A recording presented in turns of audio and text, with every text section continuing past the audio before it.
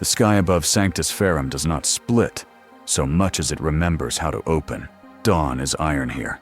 The hive spine of manufactoria and prayer towers rises through brown fog, venting hymns and ash. Sirens fold into cathedral bells. Vox towers stutter, then choke. A bright line cuts horizon to horizon. Too straight for weather, too patient for lightning. It is white at the heart and violet at the edges. It hums the way a knife hums when it has just tasted whetstone. People stop. Workers on gantries freeze with auto welders flaring. Pilgrims kneel, their breath hanging like vows in the cold. In the bastion spires, gunners cradle their triggers and pretend their stomachs are stone. Above them, the thermal shields moan as pressures spike, as if the world suddenly weighs more. Something falls through. Not a meteor, not a ship. It is a silhouette first, impossible to size against the glare. Humanoid only in the way continents are called islands on very old maps. Its edges carry architecture, crown like a city, shoulders like moving fortresses, lines that are not lines, but horizons.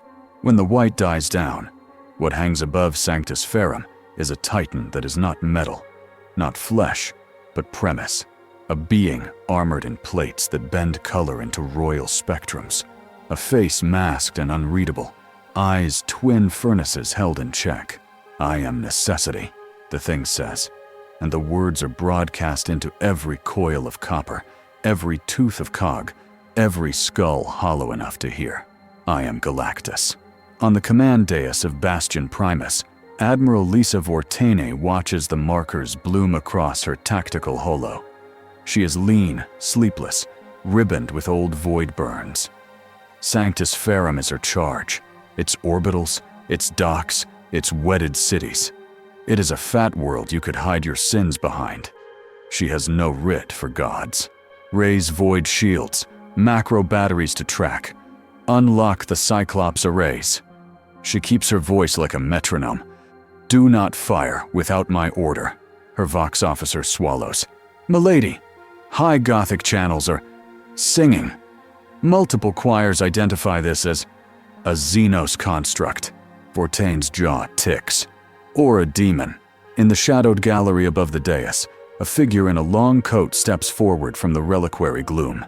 A rosette gleams at his throat like a tiny sun occluded by thorns, or a hunger wearing a face. Inquisitor hail. Vortaine does not turn. I would appreciate fewer metaphors. I would appreciate fewer cataclysms. The Inquisitor answers, very mild. His eyes are prosthetic. Their irises shudder. Do you hear it? She does. Faint at the edge of perception, as if the planet has grown teeth. A vibration that isn't in the air or the walls, but in the concept of gravity. Galactus lowers one hand, palm as broad as a district. The motion is gentle. The effect is not. Gravity flexes. A bow drawn and let go. Cloud becomes glass. Dust stops being dust and is instead a series of very small decisions. Above the northern pole, where the orbital docks ring is failing, plates that were breaking find themselves remembered intact. The Titan is rewriting collapse.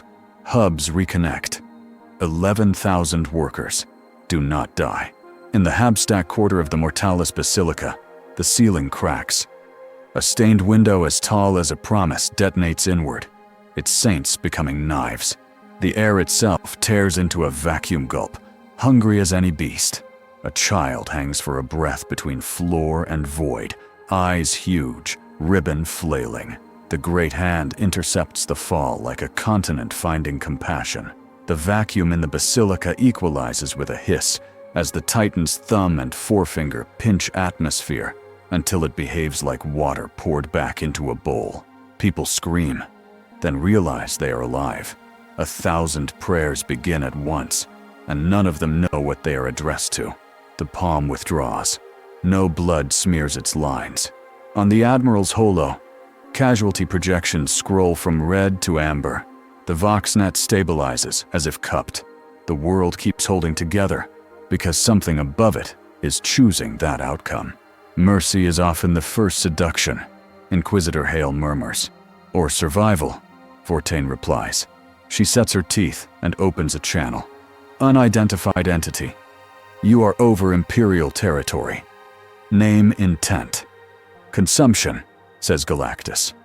The syllables land like marches. This world is loud. It will feed me. But I will not let it end poorly. I am not your enemy. I am your hunger. Merciful. Hale's lips barely move. He will eat us kindly. Unidentified, Fortane says, rage threading the calm. Standoff. We do not consent to feeding. Galactus tilts its head, a mountain considering a bird. Consent is a word for equals. I am necessity. I cannot starve. Then starve elsewhere, Fortane says. Your world is loud, Galactus repeats. It calls to me. I am... The sky tears again. Not white this time. Not clean.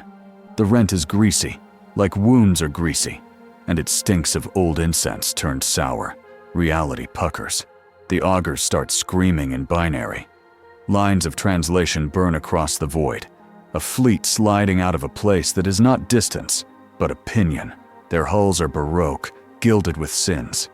Their prows are screaming faces with warp-fire tongues. A silver tower rides their center, a geometry that hurts. Fortane's breath, which she didn't know she'd been holding, leaves her as a curse. Heretic incursion. Scale. Crusade. Source. Unknown warp share. They were waiting. Hale's eyes adjust to new colors only demons have a right to. Not waiting. They were called. Something this significant twists more than matter. The primordial annihilator would come to sniff. On my order, Fortane says to her bridge, we kill these bastards. All batteries. Open fire. The first salvo from the orbital guns slashes the vacuum into bright punctuation. Kinetic rods write simple truths. The heretic fleet answers with a grammar made of screams. Macro lasers stitch the void. Torpedoes bloom like orchards of pain. Sanctis Ferrum's near orbit goes instantly and perfectly mad. Galactus does not speak. It acts. Plates along its legs iris open. Lenses the size of stadiums drink light and cough it back. A wall of force slides out from its body. Not a dome, but a decision boundary. Bolts that should have filleted the hive's spires instead detonate against an invisible thought. The feedback cooks heretic cannons. The silver tower turns one of its faces. The geometry rearranges like a magician, showing how the trick is done. A beam of color that never existed cuts down. It doesn't burn or push, it selects. And then the wall of force buckles in that place, as if embarrassed. Galactus shifts. The power cosmic is a language.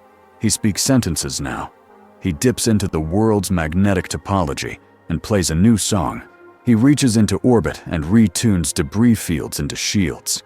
He pinches space just enough to make torpedoes arrive slightly from the side and miss. Wherever he touches physics, physics blushes and becomes polite.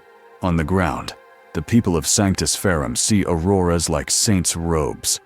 They watch shells go soft and rain down as flowers of harmless light.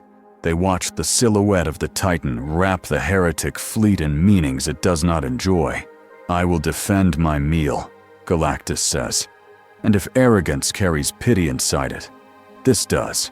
Admiral, Hale says, I recommend we let the abomination earn its lunch. We let nothing, Fortane replies. We use what we can. Target the silver tower. Cyclops arrays on my mark.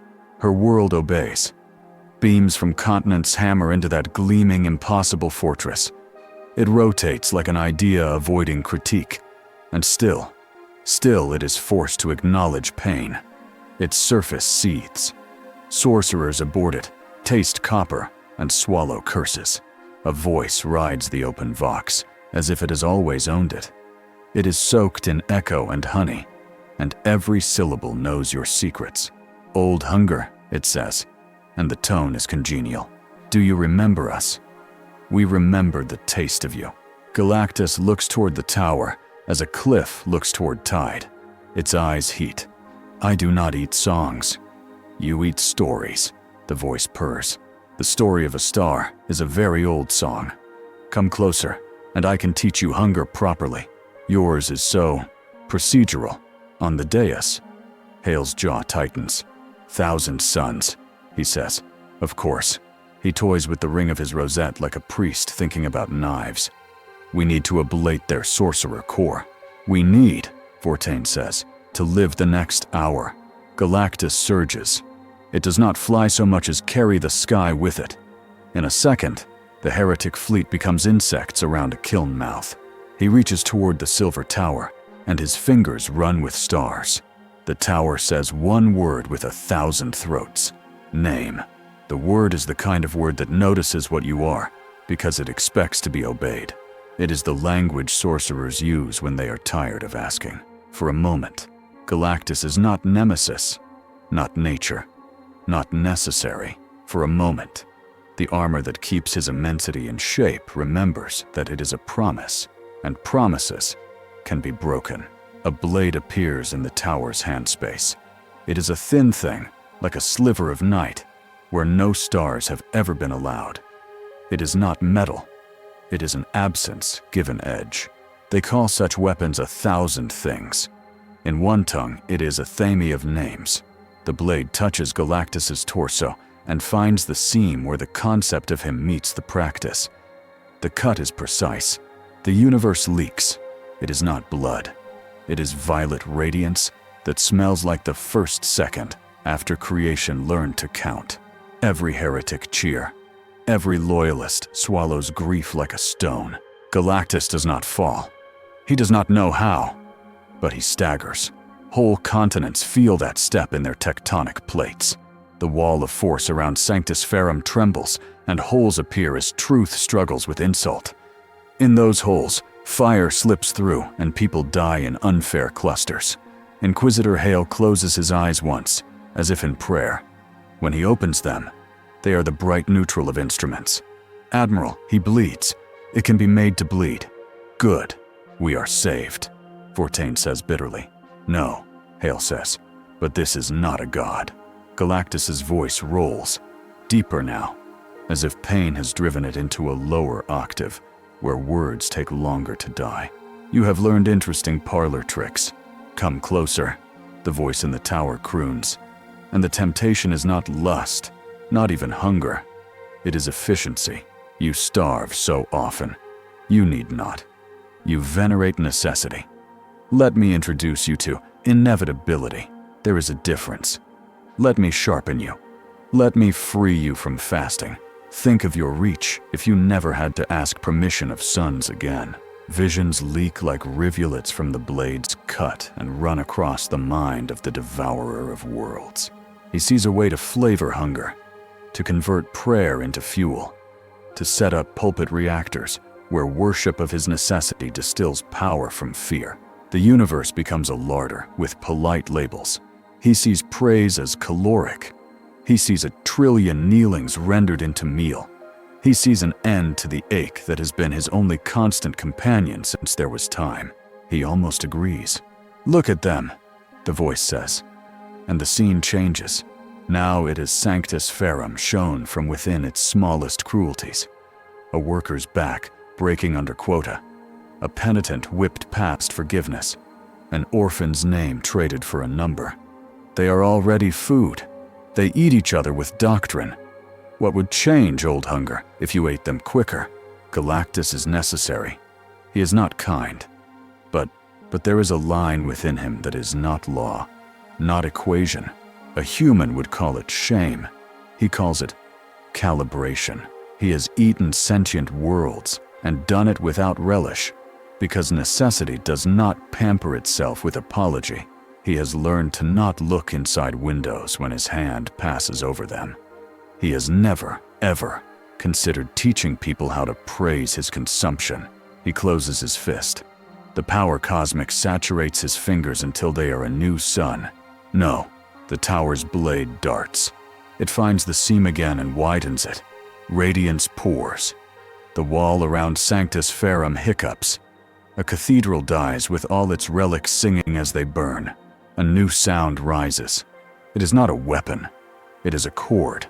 Thin at first, then growing as if breath were discovering that it could be a storm. It comes from 1,000 throats trained to obedience, and from 1,000 throats trained to silence.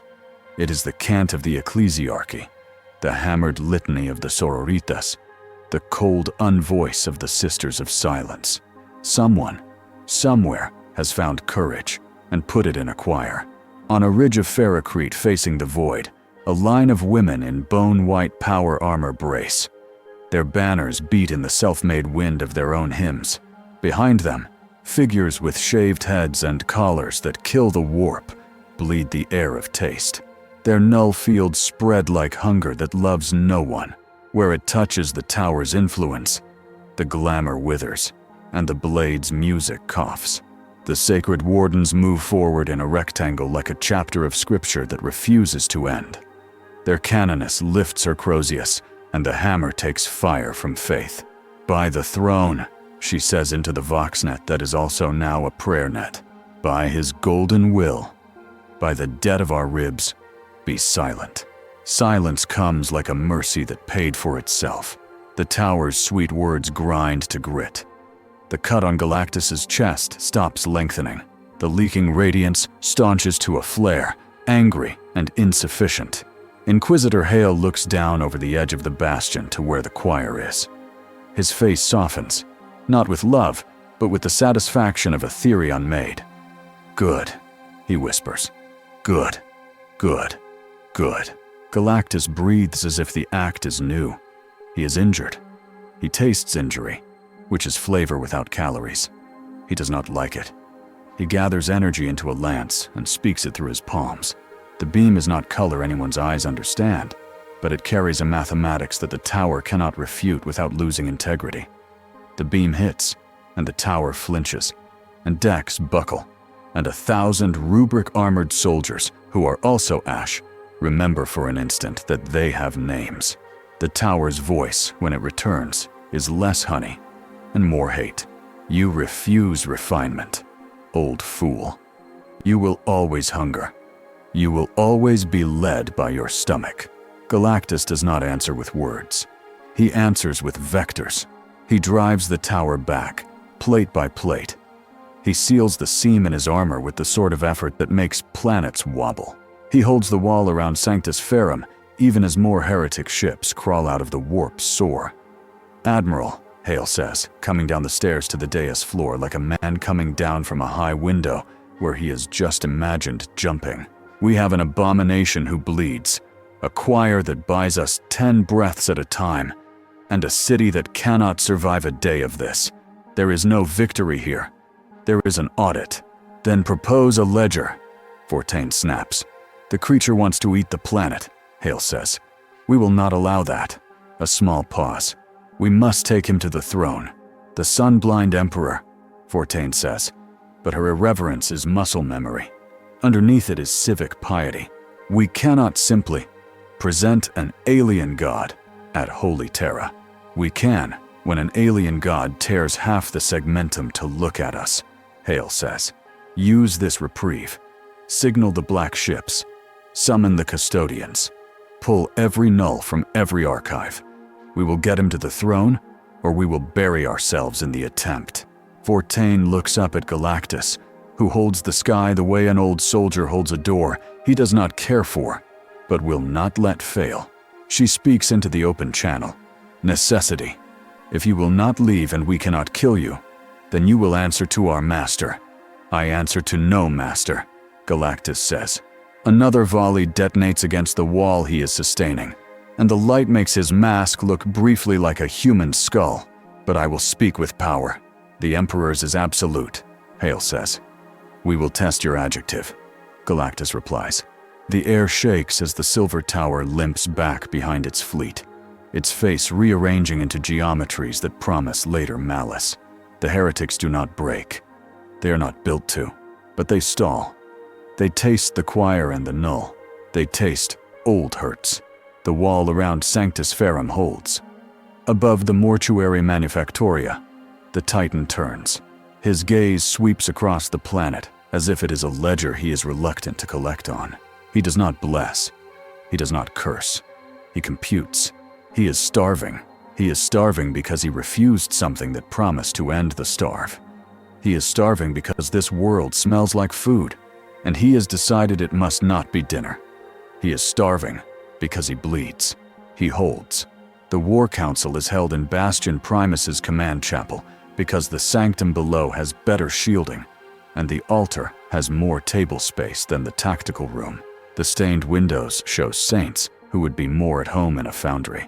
The ceiling is a map of the void, with the constellations rendered as implements. Hammer, chain, crown of nails. The air tastes like oils and logic. Vortain sits at the head of the table because she knows what heads are for. To her right, Inquisitor Hale is clean as a scalpel. To her left, Magos Dominus Pole Vox clicks as his secondary tongue edits out profanities. A sister canoness stands with her gauntlets clasped before her, visor up, gaze plain. Astropaths hunch at the corners, their blind socket weeping gold. Galactus does not attend. He is not a thing you invite to conference. He stands in the sky outside, one hand set against the idea of artillery. The Council's Vox picks up his heart like thunder beyond mountains. We have 3 problems, Vortain says without preamble. It, them. She nods toward the heretic fleet. And supply. This last is military for calories, air, wounded, and how long your will can pretend to be iron. 4, Hale says. He taps the table with one finger, each touch a thought. Warp contamination. The Silver Tower's sorcery is not just force, it is suggestion. Our planet is already coded in meaning. If we do not deal with that, even if we live, we will be living under someone else's nouns. Magos Brole's mechadendrites twitch, one holding a small vial where a moth flickers. We have the nulls, he says, voice burr-gummed with metallic courtesy. We have the sisters. We have coils to bleed the warp. But yes, we are painted. What is it? Vortain asks. The thing in the sky. How can we hurt it if we must? A silence. The Admiral is unsentimental. This is why she is in charge. Hale steeples his hands, then puts them flat again. The creature names itself necessity. It is older than our scriptures. It eats worlds. Its armor contains a pressure we have difficulty conceptualizing. It thinks in architecture, and yet it bled when the tower named it. Named it. Vortain tastes the word. So words cut it. Not words, Hale says. Meanings. It is susceptible to ontology. It is defended against matter. It is defended against energy. It is not defended against first principles. The Athame of names sliced at what he believes he is. If he believes he is hunger before he is anything else, then that seam can be found again. The sister canoness speaks for the first time. Her voice is midwife and anvil. Then teach him a better creed. Vortain glances at Hale. He will not be catechized, Hale says dryly. Then marry necessity to duty, the canoness says. It is close enough to pass. We are very good at saying no to ourselves in service of something ugly and worthwhile. Doctrine is not plaster for xeno-gods, Vortain says, sharper than she intends. She rubs her brow. If we take it to Terra, if we can, it will stand before the throne, where no deceit endures. If there is any sort of covenant possible, we will learn it there. And if there is none, Tole asks, then we keep our word and try to kill it. Vortain says, we are not liars. The argument turns. Mercies versus survival. Freedom versus doctrine. Like a wheel in thick mud. Each presents a case as hard as a blade's spine. Compassion costs, the canoness says. Our blood is the currency. We spend it on those we are sworn to. We do not spend it on appetites. Doctrine costs, Vortain counters. We obey inviolables in a world that hates the word, that keeps us from becoming the thing we fight. But we can also die while obeying very beautifully. Invasion costs, Tole adds, because he is an accountant of pain. Our manufactoria are operating at 50%. Our harvest vans are repurposed as ambulances. We can maintain current defensive output for 17 hours before something cracks that we cannot fix today. Hale listens to them all and hears in his mind another voice, the towers, suggesting efficiencies. He finds it wearies him to hear. We do not win this by outlasting, he says finally. We win this by changing the question. Admiral, prepare an escort. Canoness, gather your choir and your nulls. Magos, fit every transport with sanctified dampers. We will take necessity to the throne. We will do this while the heretics think they are bleeding us into easy meat. And mid-transit? Fortane asks. Something clever will try to eat us, Hale says. We will be cleverer. The alarm interrupts them. Not the heavy bellow of macro fire, but a quiet tone. That means augurs noticed a pattern forming minutes ago. The augur servitor speaks in a child's voice. Translation event. New vector. Non-warp signature. Silent. Cold. Angular. Tolle stops moving as if some essential program has paused. Necron, he says. Of course, Hale murmurs. A Star Eater calls another. He touches the table, and the tactical hollow obliges with a new bloom of shapes. Ships like folded knives. A larger form like a cathedral collapsed into a spear. At their heart, a cage that holds a fragment of God. We need to move, Fortane says. Now. Now, Hale agrees. The briefing is quick and ugly. The Necron Silent Dynasty identifies as the Ophidian Scythe.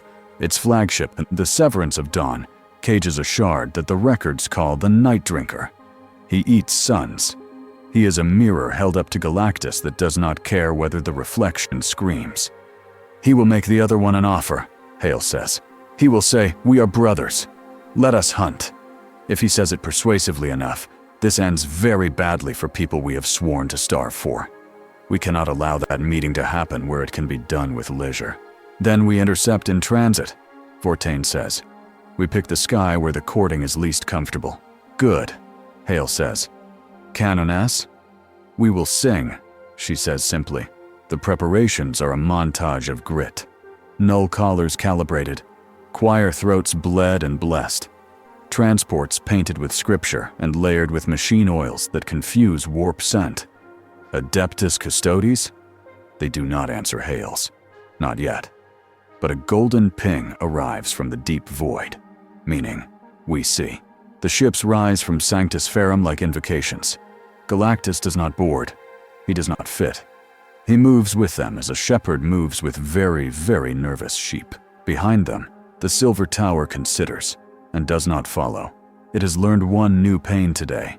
It is content to litigate the next later. The translation into the Imperium should be an offense to a being like Galactus. But he rides it like a man rides a horse he does not like. The warp bubble around the convoy is fat with him and Null. It smells like vacuum and old coin. Mid-transit, the convoy crosses a chill. The warp falls away like a curtain. For a moment, there is a corridor of clean black, threaded with stars that are too still. The Severance of Dawn hangs in that corridor, patient as a knife waiting for fruit. Galactus turns his head. Something inside the Necron ship recognizes the original hunger, and both loves and envies it. The shard named Night Drinker remembers being a god before time had reliable names. It remembers teaching sons new ways to die. It remembers being broken for the crime of honesty. It looks at Galactus. It projects a message without words. Kin. Galactus does not answer. Hunger answers without asking him. It steps forward inside him, dragging him on its chain. He takes one pace toward the shard. The chain climbers on his armor scream in a voice audible only to panicked mathematics. Already, the convoy's warp bubble congeals. Already, prayer thins. Necessity, Hale says over Vox, and his voice carries deliberately none of the awe. This is a mirror. Do not make conversation with your reflection. The Night Drinker strikes. It does not use weapons that move through emptiness. It plays with cancellation. It tells light to reconsider. It builds a null geometry around Galactus that is the absence of permission. For the second time today, the devourer of worlds learns that truisms about invulnerability are bedtime stories told by cowards. The first blow does not cut, it erases. Where it passes, pieces of Galactus's exterior do not fall. They simply are not anymore, and the rest of him hastens to forget there was ever a need to replace them. The whole is wrong. It looks like a gap in memory, and is. Galactus reacts. He does not have a move for this. He invents one. He wraps his fist in engrams of all the suns he ever ate and punches. The Night Drinker quivers. Even shards flinch when reminded of the whole. The convoy shakes. The choir staggers. The Sisters of Silence bleed from ears and noses. Their nulls flicker, then stabilize, hardening like frost. The custodian ping becomes a line. Out of deeper darkness, like a cathedral deciding it loves knives, golden shapes materialize. They are few. They are sufficient. Their hulls are art and war married in a way that kills jealousy in observers and births only obedience. Their prows hold men in Baroque armor, whose expressions are the quiet of completion. One speaks into the shared silent, no vox, no translation. The thought touches each mind like a light placed in a cave. Reach the throne. The Night Drinker recoils not from the golden ships, but from the thought itself. In back corners of its shard, there are still engraved commandments hammered in by the Triarch at the breaking. It remembers penalties. It hates those memories. It tries to ignore them. It fails. Galactus is tempted. The shard feels like kin. It smells like a way to make hunger into something clean and mean. They could scour the galaxy of waste together and call the ash efficiency. He can see it, standing astride, cold as it eats, paying less attention to prayer and more to balance, becoming an accountant of suns. But there is another line inside him, the one not built of law. He has refused a choir of adoration. He now refuses an ally of appetite. No, he says again, and this time it is easier. He uninvents a local constant for a heartbeat. The Necron geometry fails for an instant, and in that instant, he steps across it. His hand, huge and precise, grasps the cage around the shard. He does not crush. He closes as gently as cliffs close. The cage's runes scream in silent code. The shard howls. The convoy slips past. The golden ships interpose like a sentence placed between two others that should never have touched. The Night Drinker's last communication is not language. It is a promise to return fat with new weapons. They reach the throne. Terra is a wound wrapped in gold leaf. The sky above it is busy with murder. Fortresses ring the planet like jewels, set to cut any thief. The moon is a rosary bead. The mountain that holds the palace has spiraled beyond mountain into symbol, and then into something worse. The Astronomicon is a constant migraine you can see. The convoy skims in under guns, guided by hands that have not known tremor in a very long time. The custodian ships curl off, then in, then disappear into their own duties, like swords into bruises. The transports land in a courtyard, whose tiles are fossilized victories. The air smells like incense and burned skin. Galactus cannot kneel. He stands outside the palace, towering over statues of saints who never imagined this silhouette. His shadow cuts across 1,000 windows, and behind each, some petty bureaucrat is born again into belief in armored men who hold golden axes. Nulls approach like dawns. The Sisters of Silence make a channel through which any lie might choke. The Canaaness walks at their fore with her Crozius low. Inquisitor Hale's coat is a moving darkness at her shoulder. Admiral Vortan wears her dress, whites as if this were a battle, and clothes could be armor. In the Hall of Names, where the walls are carved with every title the Imperium has ever required, and still there is not enough wall, they pause. "This is mad," Vortan says very softly. "Yes," Hale says, "we do mad things every day. That is why we live." They cross the last threshold. The throne room is not a room. It is a geography of worship wrenched into function. It is candles guttering in a gale made of prayer. It is 1,000,000 statues standing perfectly still for so long that dust has grown bodies. It is a golden skeleton on an engine that lies and says it is a chair. Galactus steps into a place designed to make beings like him into knees and quiet. He is not made to kneel. He is made to be knelt before. The engines of the palace disagree. Their disagreement is polite and total. He finds his steps shorten, not from external pressure, but from internal reweighting. The air in here insists. The Emperor's mind does not speak. It does not need to. Speech is for times when time is a gentleman. The Emperor's mind looks at Galactus. The look is not love, not hate, not awe. It is assessment. It is an eye that has seen plans far vaster than necessity and still chooses to poach eggs. Something like a thought crosses the room. It is not words, but Hale hears it like a sentence anyway. And so does Vortain, and the Canaaness, and the Nulls in their perfect quiet, and Galactus in the hunger that has never shut up. The thought says, "We will test." A space opens in the air like a book, remembering an old fold. Within it, 3 visions stand as simple as a peasant's bowl, and more terrible. The first is return. Galactus sees himself unmade from this moment, sees Sanctis Ferrum future itself into, it was a weird day. The memory soft and comfortable as old wool.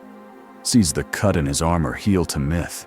Sees himself leaving this galaxy of cold faith and warm blood to go back to the logic of other places.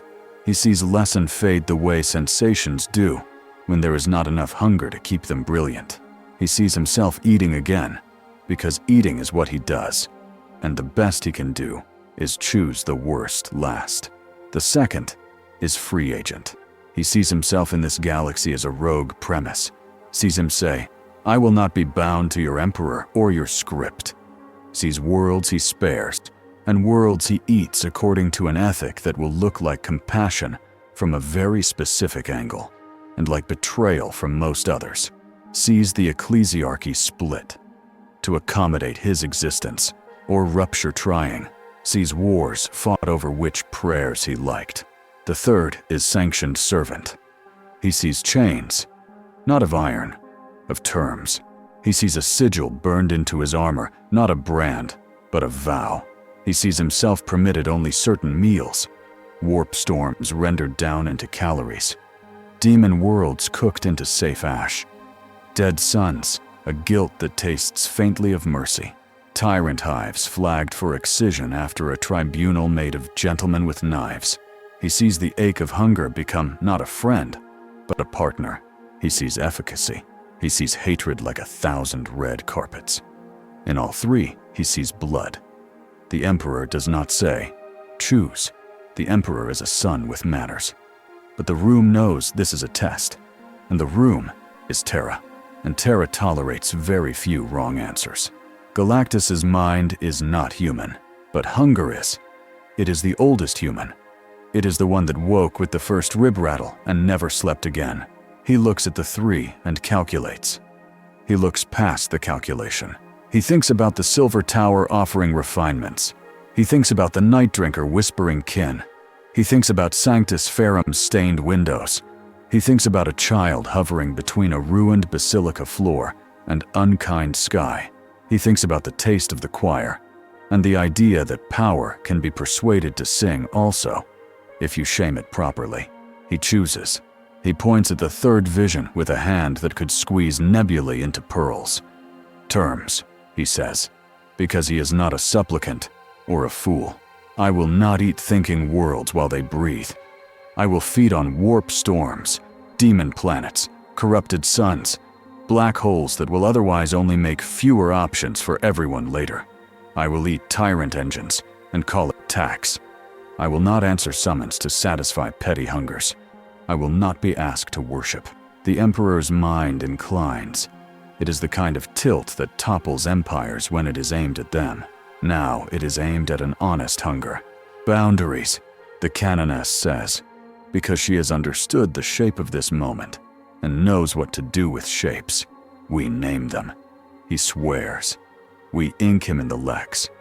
We make a sigil that means, this thing eats the right sins. Inquisitor Hale's mouth quirks for the first time in days, in something not unlike a smile. Doctrine is plaster for xenogods, Admiral, he murmurs. Vortain exhales, and it sounds like a man who just outlived an execution by one vote.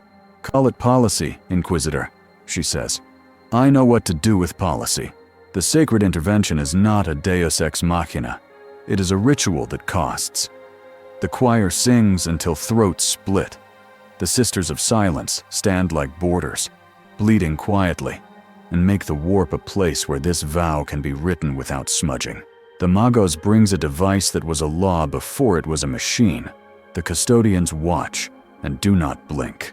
They make the sigil on Galactus's chest where the seam was. It is not the Aquila. It is not his mask. It is a fusion, twin-headed eagle whose crown is a fortress helm. Within it, a circle that is not a circle, a loop that says necessary and never enough at once. Beneath, a line drawn by a hand that swore to hold doors. When it flares, planets look up and see on the night a new caution. The pain is brief and unimportant. The ache that follows is not. It is a new ache, hunger pressed into law. Galactus does not kneel. He does not need to. He stands, having been altered, and knowing it. Sanctioned, Hale says softly. It is not triumph. It is inventory. We are going to hate this, Vortain says. We are going to live, the Canoness says. We have always been good at hating our saviors. The Emperor's mind says nothing more. The palace breathes. The Astronomicon does not flicker. Somewhere far outside, a world nobody but an Inquisitor could love dies. Somewhere closer, a child in a basilica sleeps and does not dream of falling. They leave the throne with an escort of gold and vow. They pass under statues that have seen other compromises. They step back into a sky that has room for offers and room for refusals. Galactus turns his new sigil to the sun and feels it hum. He is starving. He is happy in the way a blade is happy when an oath makes it sharp. There is work. The first work is ugly and clean. A warp storm that has eaten 3 systems and wears them as jewelry is unspooled and folded into fuel. Demon planets thicken like burnt sugar in the throat of the Imperium. He drinks, and the choir sings vomit-thin hymns, and the Sisters of Silence stand white and perfect as the storm goes, nerveless and falls. On a black hole rim, where a heretic forge has been bleeding reality into useful lies, he bites the ring of matter and tastes irony. He swallows. There are fewer lies. He refuses many invitations. Governors offer rebellious hives to his appetite in exchange for favor. He declines and eats their war instead, burning it down to cold. Rogue traders bring captured Xenos biomass with bows. He refunds them the ship. He bends. He does not break. He slakes hunger in the way that makes them most enemies who have the little grace to be useful when they curse. The galaxy reacts like a wound when the knife leaves. The Silver Tower appears in a smaller sky, looking like a promise remembered too late.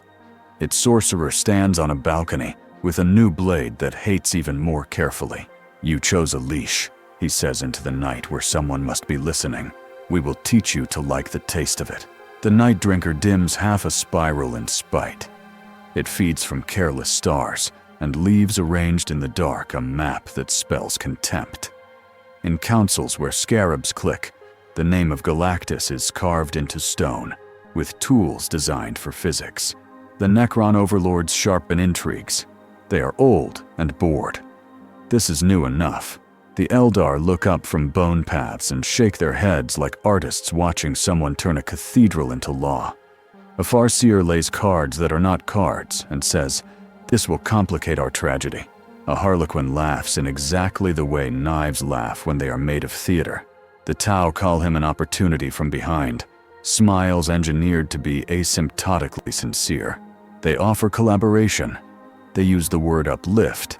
They show glossy pieces of paper that say, "Solar Harvest." He puts his hand on a sphere of their tech and turns it into harmless cold art. Then he walks away without explaining. They learn a new word: boundaries. The Tyranids taste something massive and poisonous, something like a planet that bites back. They reroute with the mindless intelligence of locusts encountering very tidy fire. The hive mind reperfuses its tendrils and decides, in a way that is not an opinion, to eat other things first. Then, maybe this. The orcs look up, point, and say, "Dat one." And their war bosses name their next wag, the Big Champa. Entire sectors drown in enthusiasm. Galactus stares at a green-skinned moon, sighs in a way only planets hear, and pushes an entire wah into a warp rill where it can fight itself forever. The cheering lasts an epoch. Inquisitor Hale writes in his book with a pen he fills from a flask he will not name. The entry reads, "Clean as a cut. Necessity. Made oaths. Bound to the lex. Costs. Tolerable." He pauses, then adds, "Smaller. He will do something we hate, and we will keep him anyway." That is adulthood. Admiral Vortain goes back to Sanctis Ferrum and makes a boring miracle. Quotas saved, water clean enough not to weep. A new wall that is not meant to keep out enemies, but keep out doctrine when it gets too excited. She has a scar now, in the shape of a very small child she did not know she could carry out of a basilica. The canoness returns to her convent with throats to train and songs to write. Her sisters braid into their hymn a line about hunger that obeys. It does not quite scan. It will. She is patient. She has centuries at her fingertips. Galactus learns the galaxy the way men learn streets, when they are young and hungry, and the bread smells are all wrong. He eats storms. He refuses praise. He fights mirrors. He does not find a day when he is not starving. He finds many when he is satisfied. On a day like iron, he stands above a world wrapped in thick warp rot and keeps his vow, drinks it dry, and leaves only quiet. On another, he meets the Silver Tower again and takes a second cut for a lesson he refuses a second time. On a third, he catches the Night Drinker's cage in his hand and squeezes just enough to make a point. He wears the sigil that is both eagle and helm and loop. It flares sometimes when someone wants to believe in something that is not a lie. He is necessity. He is servant. He is hated correctly. He is used wrong and right. He is not done. In the quiet after another crisis that was only a crisis to people who count too slowly, he stands in space and looks at Terra and its crown of guns and its wound of gold. The palace looks back without eyes. Between them, there is the sort of respect people save for enemies they have promised to be honest with. On Sanctis Ferrum, a child points to the sky at night when a violet glow runs along the clouds like a seam healing and says, "The big one." And her mother says, "He eats the bad storms." And the child says, "Does he eat bad men?" And the mother says, "We do." And neither of them know Inquisitor Hale is a parish away paying for that answer. On a forge moon, a choir that used to be a factory sings a new stanza without consent. The Adeptus Mechanicus call it a machine psalm and annotate it with bolts. They put it on a cogitator and it spits out a schematic that is a prayer that is also a battery. Magos Ptole smiles with only his medal because the rest of him forgets. On a black ship, a Sister of Silence writes with her finger in frost on a viewport. Hungry with rules, she wipes it away before anyone else can see. In the Silver Tower, a sorcerer opens a case and takes out a blade that is so thin, it makes the room think about becoming a different room. He smiles at his reflection. It smiles back, with just enough difference to be a warning. In a Necron tomb, a shard that wears scorn like a veil hums in a cage and remembers a brother it hates loving to hate. In the mind of the Emperor, plans continue to plan. In the gut of Galactus, hunger rejoices that it has jobs. The last image is a symbol hung on nothing. The Aquila, whose crown is a fortress helm. The loop behind it that says, "Never enough turned into enough for today." It flares not as a command, but as a boundary. Somewhere, a world that would have burned turns quiet, Somewhere else, a villain writes a new vow. The galaxy inhales and knows it will be asked to pay again. The ember survives. The world is hard. The hunger is honest. Work waits. The ember does not stay an ember. It takes a week for Terra to invent new paperwork. A week for gilded arguments to grind down to shapes that can be signed. A week for the palace to decide what is true enough to be repeated aloud. Inquisitor Hale receives a ring. It is not gold. Gold is for things that never get dirty. This ring is iron, banded with a thread of black stone that reflects nothing. On its inner curve, there is a single notch, like a tooth, pressed gently into it. The seal upon it is small and patient. An aquila, with a circle drawn between its necks. The line beneath it the same as the one that burns on the Titan's chest. It is a key. It is a promise. It is not a leash you can pull and expect obedience. It is a law you can choose to break once at a cost that will not be borne entirely by the thing you break. You are auditor, the custodian says, who delivers it. His voice the scrape of something enormous being set down exactly where it belongs. He is not masked. He does not need to be. He is a law before he is a man. And you are not properly allowed to look at laws. You will count oaths kept. You will count violations. You will die for either mistake. Most of my life has been adding up lies, Hale says. He slides the ring onto his finger. It fits like a scar. Now you will add up hunger. I have been doing that since I was born. The custodian inclines his head a fraction. Approval here is a resource like oxygen. A little goes very far. Admiral Vortain does not receive a ring. She receives a ledger the size of a coffin, and inside it are columns she will spend the rest of her life filling. Storms eaten, lives saved, faith spent, faith gained. She looks at the empty columns and wants to burn the book. She does not. She adds a line. Sanctis Ferrum, paid in full for one debt. The canoness, the one who stood singing at a ridge and told a tower to hush, returns to her world and does not sleep for 3 days. She writes stanzas in blood. She trains girls whose voices tremble and whose knees do not. She learns the new sigil's light, how it flares when the Titan takes a bite of something that hates humanity, and how it dims when he refuses what would have been easy and wrong. She names that dimming virtue's ache. Magos Ptole disassembles a machine that should not exist. He found it in a subvault under the palace, where it was kept like a family secret that everyone pretended they had forgotten. It would have turned prayer into power. It is clean. It is efficient. It makes him salivate with his brass throat. He takes it apart while reciting the litany against cleverness, which is 1,000 lines of calling yourself an idiot. You would have loved this. He tells an imagined version of himself that makes better arguments, which is why we will never build it. Galactus leaves Terra like a promise leaves a mouth. He feels the sigils burn as he slices into void. It is not pain. It is reminder. It is the sensation, he decides, of a stomach not emptying into anything's mouth but his own. He goes to work. There is a war-sore region of space called the Canticle of Flies. It was once a chain of orchard worlds. Then something prayed wrong, and the wrong thing listened with its whole body. The warp soaked through. The worlds learned a new hymn that tastes like syrup and reminds you of rotting fruit. Bodies do well there if you are measuring weight, and very poorly if you are measuring hope. Galactus arrives above the largest world in the Canticle, the one with a ring like a crown of swollen knuckles.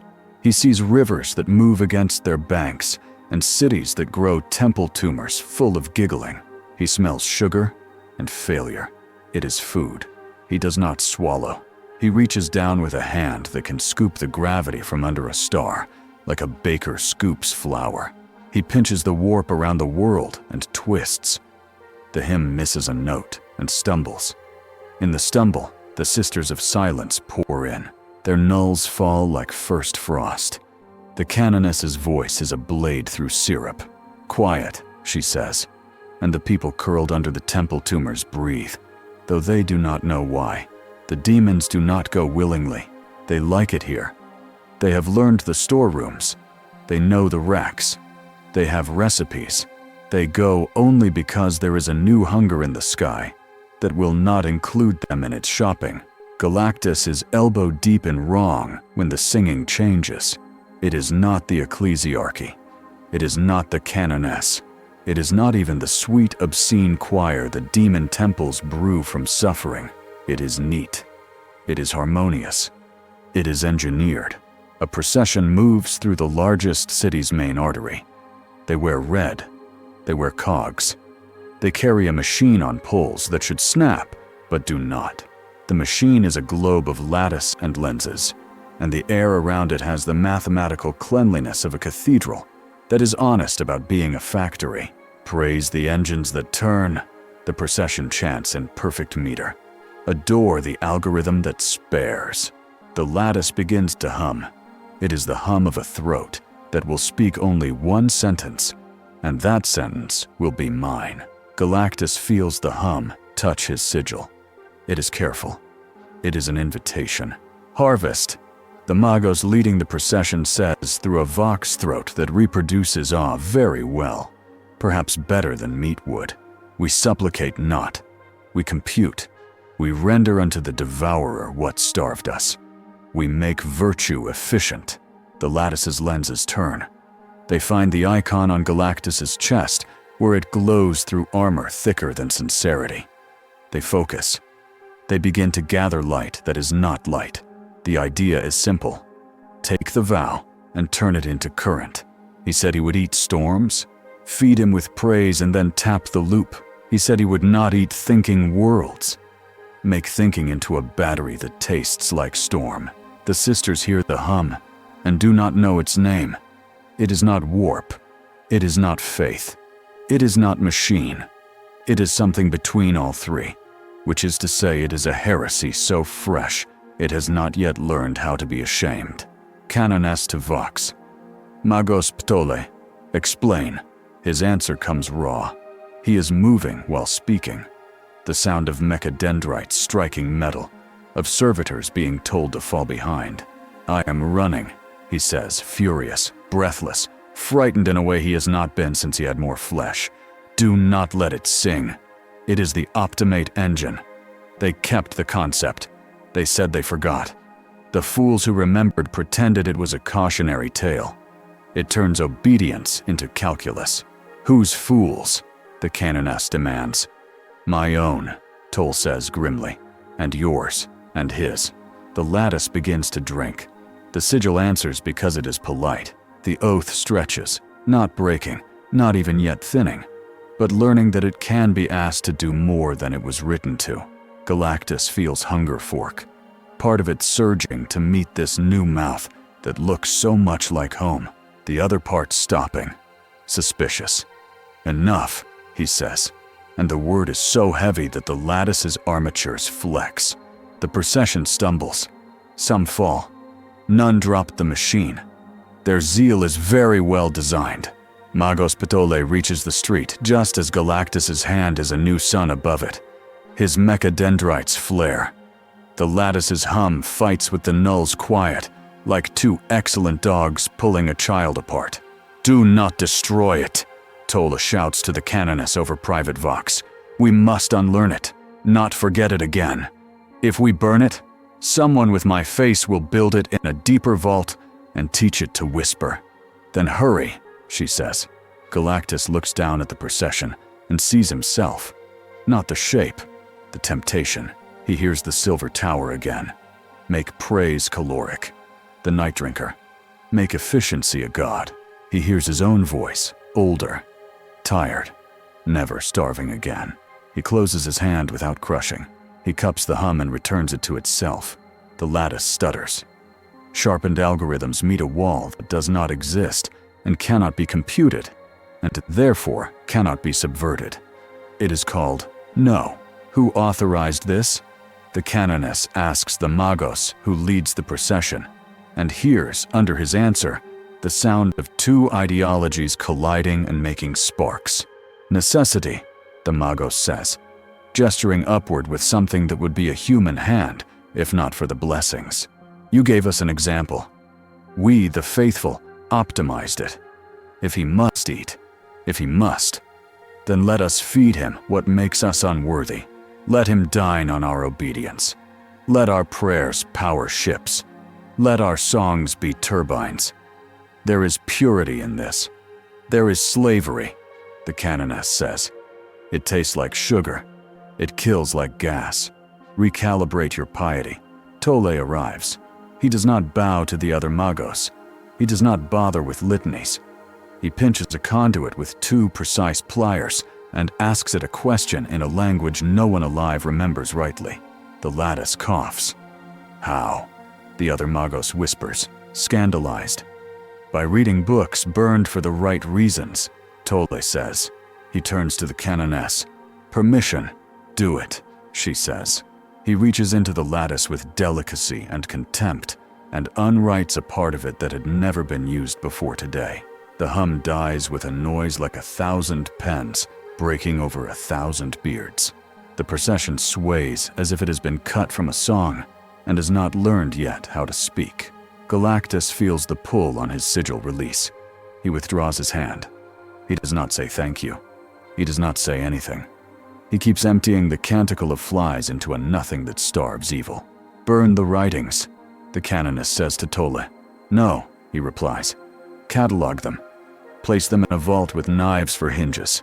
Stamp them with a warning that bleeds when read.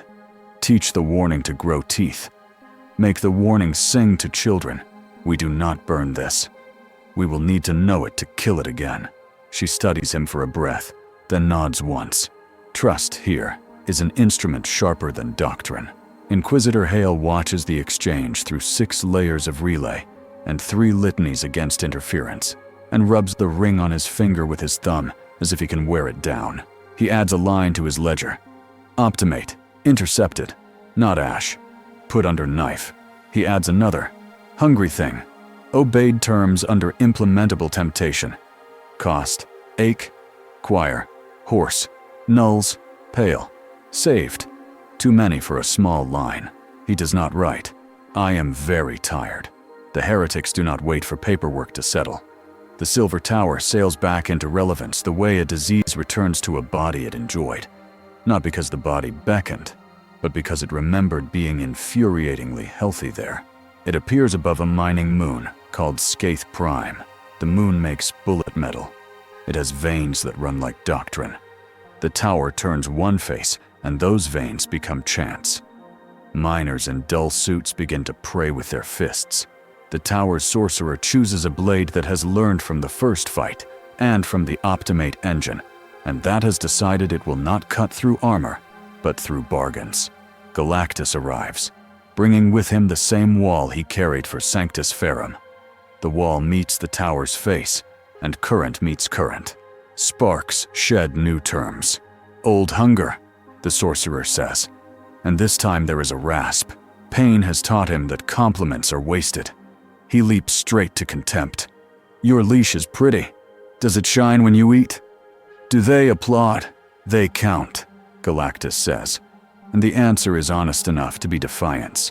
The sorcerer smiles. He has learned something. It is a small thing, but so are needles. You chose servitude, he says. Now serve me. Your oath is a lever. Watch. He speaks a sentence that uses the sigil on Galactus's chest as a proper noun. He uses words the Emperor's engines wrote into the vow as headings. He generates a paradox that would be a syllogism if it had any manners. He says, your law says you must stop demon storms. I am a storm made from a god who is not a demon. I have damned this place. Save it. Break your law to obey it. The blade cuts the air, and where it passes, things arrange themselves into traps. Galactus feels the law creep toward him with fine shoes and a smile. It touches the border of his vow and tries to rearrange clauses. It tries to define demon. It tries to say, a god that is not a god under your terms is free. He feels the ring of the auditor warm. Hail, Fortain says in his ear over 1,000 clever scramblers. We have a man with a knife made of footnotes. Yes, Hale says. Everyone shut up. He walks to a window because he cannot smoke in the cathedral he is currently insulting by standing in. He looks at the sky as if it were a bad idea. He thinks about law. Canoness, he says. Sing the preface. There is one now.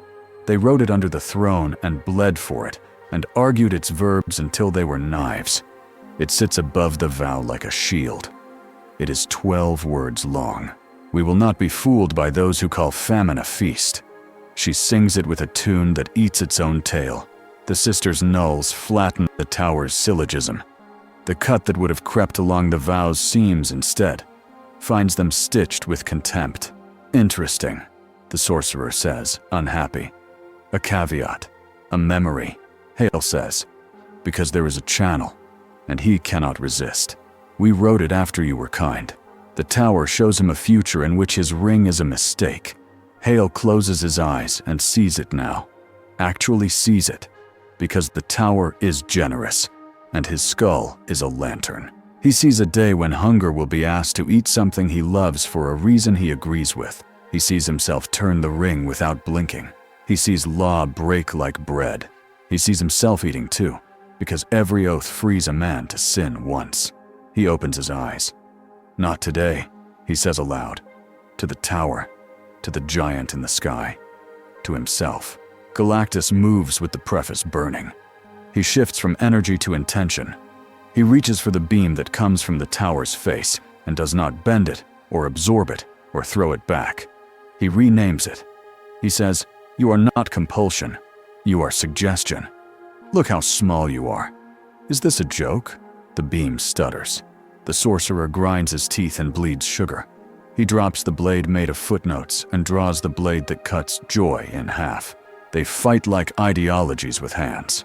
Skaith Prime's surface spins underneath a duel that would be poetry if it were not also an audit. Galactus lands blows that are not fists, so much as reminders that math is larger than magic on certain days. The tower carves at his vow with arguments that taste like necessity. The pairing gets measured by the canoness's breath, by Patole's counting, by Vortan's back teeth grinding as she dials batteries into line for a shot that will cook a tower face if it shows the wrong side. The shot comes when the sorcerer overextends with contempt, and in the half-second it takes to deliver a final peroration. The Cyclops array on Skaith's pole lights the void like a god, deciding to tell a joke. It hits. The tower flinches. Galactus seizes the flinch and breaks a face. Geometry rattles loose like old lies when you finally speak them. The tower limps away, promising new knives. It leaves behind 4,000 men, with heads like bells, who will never hear their own names ring again. It leaves behind a vow that has learned a defense it did not know yesterday. Hale writes in his ledger, preface, useful. He writes, auditor, tempted, deferred. He does not write. How many caveats before a law is just another habit? He thinks it. He will pay for thinking it later. The galaxy continues to react in little spasms that add up to an epic. The Tau undergo a crisis of advertising. Their holos begin to show the sigil, a stylized version, sanitized, charming, next to their own as a partner brand. Planet after planet declines to be uplifted by people who do not have the smell of real blood on them anymore. The ethereals hire an artist who knows knives to rework their pitch. It almost works until Galactus walks through a trade summit and turns a black market warp battery into sculpture with a touch. They learn a different word, example. The Eldar Farseer who shuffled cards that were not cards goes to a cliff and throws bones that are not bones. They land in a pattern that tastes of exhaust. Her warlock asks what she sees. She says, "He is a knife in our slow throat, but he cuts corruption faster than we do. We will have to write a new tragedy where hope is not a joke." The warlock says, "We do not have that in us." And she says, "Learn." The orcs who went into the loop to fight themselves begin to invent champions with names like the one in the sky. War bosses paint their faces purple and hit harder.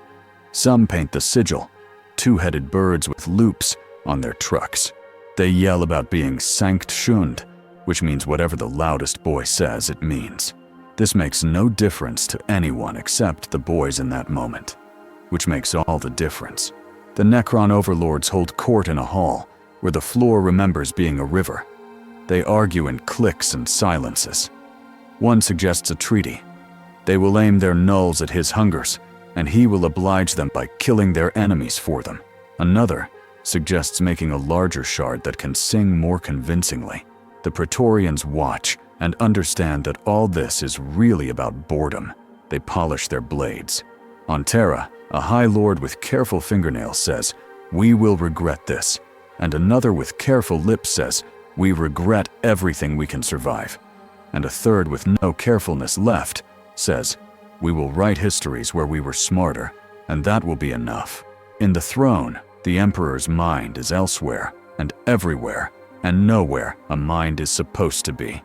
Admiral Vortain returns to her world again, and finds the first graffiti on her statue. It is 3 words. "We count too." She does not order it scrubbed. She adds a chalk line beneath it that says, "Then keep the tally honest." Children begin to bring her numbers with their petition letters. She sits up late adding them. She sleeps like a knife in its sheath. There is an attempt on Hale's life. It is not sophisticated. Sophisticated attempts are not done at noon in front of 900 witnesses. This is a man in a black robe shouting a litany older than red wine and throwing a knife that is not a knife. It is a splinter of law. It goes through 3 layers of shielding, like truth goes through drunk talk. Hale does not move. The ring on his finger greets the splinter like an old colleague. It catches it. It bends. The splinter does not break, because law does not break. It defers. It will be back, perhaps shaped like something else. The man in the robe drops to his knees and cries, not because he failed, because he expected to succeed, and met a habit he didn't know he had. His face is exactly like Hale's in one specific. Tired. "Get him up," Hale says. "Bring him tea. Bring me the list of people who will send him flowers." He adds a line to his ledger. Puritans, active, knives, childish, remedy, boredom, status, alive. He thinks later, in the dark of a cell he keeps only for himself, about the ring. He holds it up and wonders if he is wearing a small emperor. He pulls it off and places it on a table, and looks at his finger's skin. The indent looks like a married man's. He laughs once, ugly, and puts it back on. He is not sentimental. He is bound. Galactus takes a commission he did not ask for. In a region where maps are written in pencil because the warp eats ink, a black hole has formed in the shape of doctrine. It is called the Lex Null. Every law that approaches it forgets how to be. Fleets fall out of formation at its rim because orders stop being orders and become pleas. Worlds slide toward it, telling themselves there is no such thing as gravity, and still they fall. He could eat it. It is within terms. He likely should. He does not. He hungers in front of it and does not bite. He thinks instead. He is not often asked to think. He is asked to consume and to refuse, and he is expert at both. Thinking is harder. He reaches into the Lex Null and finds the draft of a law that was never voted upon. He tugs. It is brittle. It is also alive. He pulls it out and reads it with the part of himself that was tempted by optimization and refused. It is a law about mercy. It is short. It says, "We will not hurt the man who stumbles when the floor is bad." It is old. It did not pass because the floor was bad, and the men who write laws were tired. He speaks the law aloud. There is no one to hear it but himself and the black hole. The hole listens. Holes always listen. It retches. 1,000 ships on the edge of forgetting find themselves within the competence of their orders again. He does not write that in any ledger. He is not built for triumphs you can drink. He goes to work somewhere else that pays calories. The Silver Tower learns new tricks. It grows a handle. It teaches lesser sorcerers how to pronounce his vow across a dozen dialects. It builds a choir that is made only of echo, no breath. It goes to a shrine world and eats the idea of saint. Galactus arrives too late for the saint, but in time for the echo. He pinches it between thumb and forefinger and stretches it until it stops meaning anything. He makes it into thread, then weaves it back into the place where the saint used to sit. People come to the shrine and feel tired and honest and go home without miracles and do their jobs well. The tower hates this. The night drinker sheds shards. He makes them into weapons with names like has once and will be. He uses them on stars that did not know they could think and kills their thinking before it births poetry. He leaves notes in the dark written in angles. Galactus reads them and does not reply. Replying would be brotherhood. He declines. Family. News reaches Terra in 1,000 contradictory bolts. In one, he has eaten a corruption and been sanctified by a choir-shaped sun. In another, he has crushed a convoy of refugees because a demon was whispering under its floor. In a third, he has been seen weeping. All are true, depending on how you define words. Hele appears before the High Lords for a report. They do not ask him for the taste of the thing. They ask for numbers. He gives them. Do you regret the ring? One asks. Do you regret your chair? He replies.